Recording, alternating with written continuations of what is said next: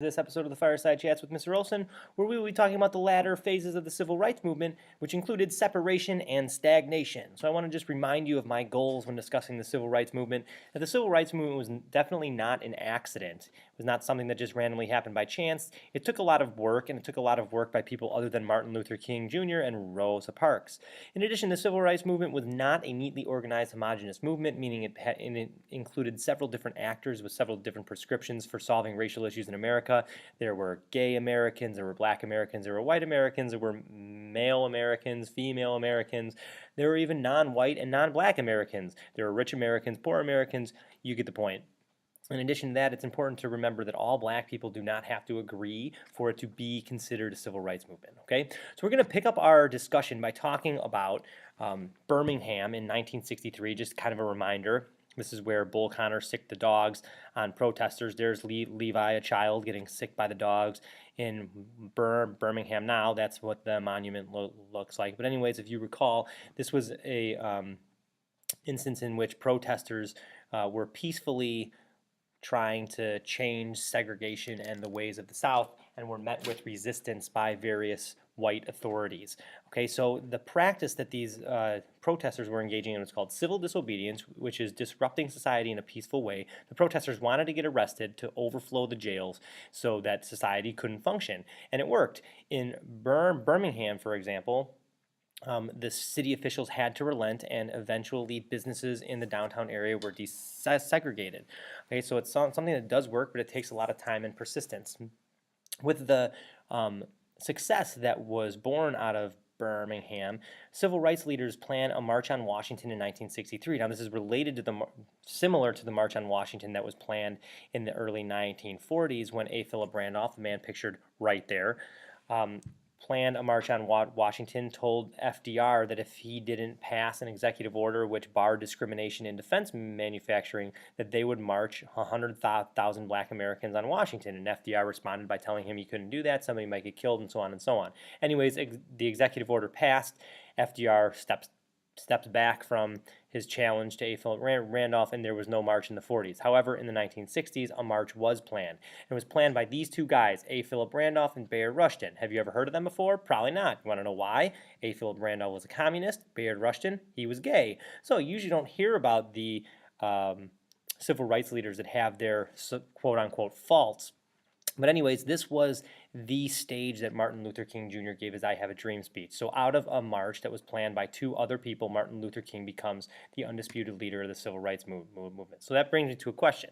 You think that MLK overshadows the real civil rights movement at all? Why is it okay that we remember so much about MLK, we even give him a day, but these guys are sort of lost to history? They did make it on the cover of Life magazine, though, which that is an accomplishment. In addition to the March on Washington, we also see the fact that television is now used to portray the civil rights movement to people throughout the country, and it actually increases the public awareness and the public support of the civil rights movement, and then pushes national legislation. Lyndon Johnson passes in 1964 the Civil Rights Act, which officially desegregates public facilities. Now, Lyndon Johnson gives a famous quote with regard to this where he says, it's okay to be an a-hole at your house, but it's not okay to be an a-hole out in the world. And that's kind of embodies the Civil Rights Act. But anyways, this indicates that the public is starting to embrace the civil rights movement. Now, it's important to note this is happening in the mid-60s. Shortly after that, Lyndon Johnson is going to pass the Voting Rights Act of 1965, which outlaws poll taxes, literacy tests, and is largely the result of the work done by young student activists during what's called Freedom Summer, which was a campaign by civil rights activists to try and push for the vote. An example of this is the march from Selma, and the Selma March was really led by Martin Luther King Jr. They just made a movie about it and was really focused on bringing the vote to people in the South who were not allowed to vote, basically.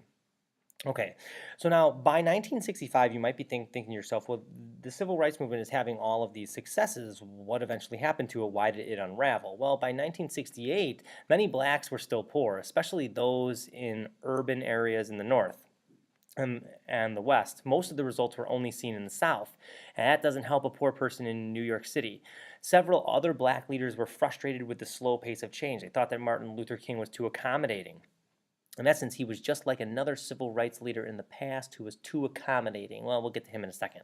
Okay, so this is going to lead to a third phase of the civil rights movement, and that of separation. Separation was initially embodied by Malcolm X, who was a black Muslim who converted from Christianity, changed his last name from Little to X because Little was, according to him, the name of his slave ancestors, and was the master's name, and so he wanted to rid himself of that. But anyways, he questioned the effectiveness of non-violence initially. Eventually, he's going to come around to non-violence, but initially he is, questions being too nice. He questions King's approach. So he urges for blacks to immediately emancipate themselves.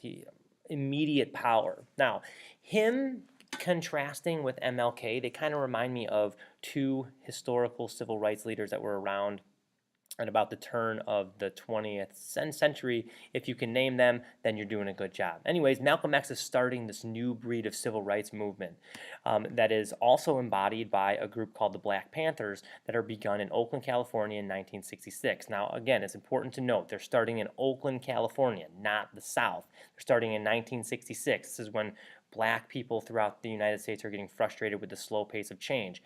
The Black Panthers get a bad rap because they, carried guns and wore berets and all that stuff. They were ready to evoke violence if needed. Well, that wasn't their main focus. Their main focus was on economic equality and safety in the neighborhoods. So they ran food drives. They promoted violent self-defense in the face of violence towards them. They weren't going out shooting white people, which is how they've been portrayed, unfortunately. Here's how I want you to remember them. There is a group of young black Americans, inner city, helping the Black Panthers run a food drive. That is not violence. Okay? In addition to that, you also see an ideological movement known as the Black Power movement. Now, this is a part of the broader New Left intellectual movement, which questions the direction of America and its conservative sort of threads, but it sought to mix Martin Luther King's confrontation with Malcolm X's immediate demands. It's best embodied by Stokely Carmichael's famous dictum, "What we want," and was embraced by SNCC, or the Student Nonviolent Coordinating Committee, and the Congress on Racial Equality, two organizations that were once nonviolent now are becoming more militant in their call for civil rights. You see the Black Power famously through pictures such as this one, Tommy Smith and John Carlos, who won a gold and gold and bronze medal in the 1968 Olympics, were when they won the Olympics, they played the national anthem, and this is how they responded. They, of course, had their medals taken away. Shocker.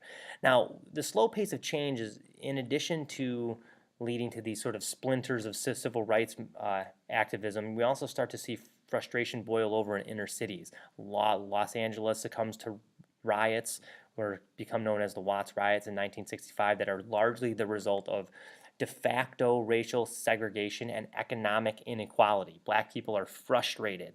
Mostly they're frustrated in cities throughout the North. You also see it in Newark, New Jersey in 1967, Detroit, Michigan in 1967. Look at the destruction that is done. I mean, it's just crazy.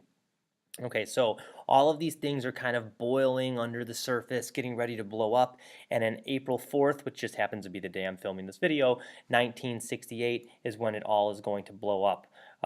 Young, disgruntled man by the name of James Earl Ray is going to shoot Martin Luther King at the Lorraine Motel as he stood right there on the balcony. That's what it looks like today, and is going to set off another wave of riots, the worst of which take place in Chicago, Illinois, once everybody hears that Martin Luther King Jr. had been assassinated. Here's this guy who's promoting nonviolence, gets assassinated by a white supremacist. There's what Chicago looked like the day after. So you really see how the civil rights movement has, in this third phase, taken on a much more militant, much more confrontational, in a negative way, role. Now the fourth phase and the final phase, which is arguably sort of subjective, you start to see the civil rights movement fade after 1975. Most white Americans thought it was over. They got their congressional legislation. Can't black people just be happy now? In addition to that, you start to see the economy collapse in the mid-1970s, and people take their minds off of racial issues and start to worry about their own economic insecurities, which is exactly what happened with Reconstruction. The Civil Rights Movement ends the same way that Reconstruction does, which is why we still don't have racial equality today. Anyways, the separation phase really turns white support away from the civil rights movement, because people start to see black Americans arguing for something that some believe they already had. Okay, so just to reiterate the changes in the civil rights movement over time, you see nonviolence initially turn into violence. You start to see race riots in urban areas that leads to white people leaving, which impoverishes those urban areas even more. Other groups in America start to mimic the success of African Americans. So you start to see gay rights, women's rights, Latino rights, and so on. The movement expands. It starts to splinter into different groups, which leads to the loss of white support, and whites then turn on racial equality and vote for Richard Nixon in the election 1968.